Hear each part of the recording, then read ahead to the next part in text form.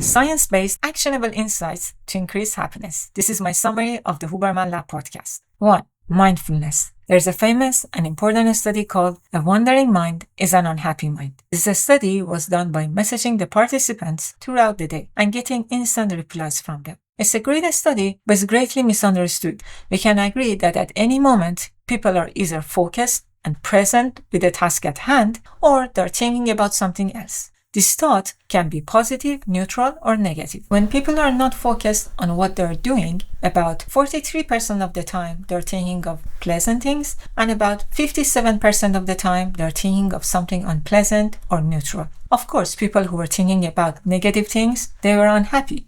But what about the ones who were thinking about positive stuff, or the ones who were focused on the task at hand? The study showed that the happiness level is similar in both cases. But here's the catch.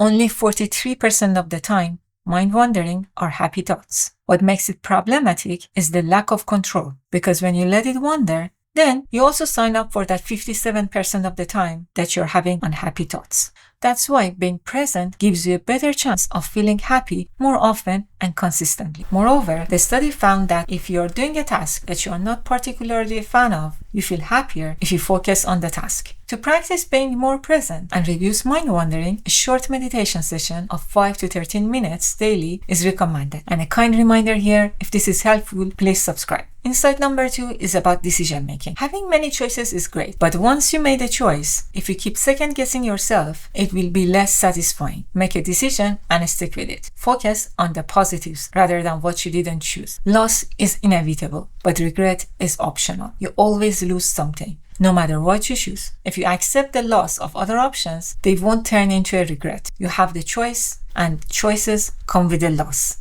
If you make peace with this, you'll be happier. And sometimes I need to remind that to myself. 3. People often say money can't buy happiness, which is both true and false. Studies show that there is a threshold, a point at which if your earnings are below it, you can't cover your basic needs, causing a lot of stress. Earning more up to this point can make you happier. However, once you reach that threshold, earning more doesn't increase happiness.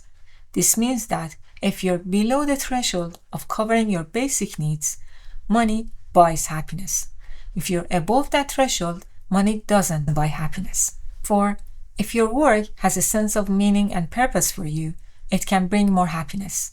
However, don't let work isolate you from social interactions. Relationships are core to our happiness. Close connections are valuable. But even if you're living alone or you're in a new place, don't underestimate the small, even superficial interactions like saying hello to a janitor at work or going to a farmer's market. Seeing friendly faces throughout the day can increase your happiness. 5. Affectionate physical touch. Some acts like hugging a family member, petting an animal, or just being around dogs can make you feel happier. These activities increase oxytocin, a hormone that makes you feel happier, connected, and loved. 6. Start a gratitude journal or make it a habit to say thank you. It's interesting that even watching others show gratitude after receiving something can make us happier.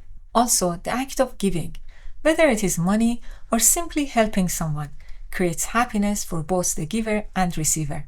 And based on this model, if you support my work and like this video, you make both of us smile. 7. Some people feel less happy on their birthdays because they reflect on their life progress relative to their peers and friends, often focusing on unachieved goals and what others have done and what others have and they don't. And as they say, comparison is the thief of joy.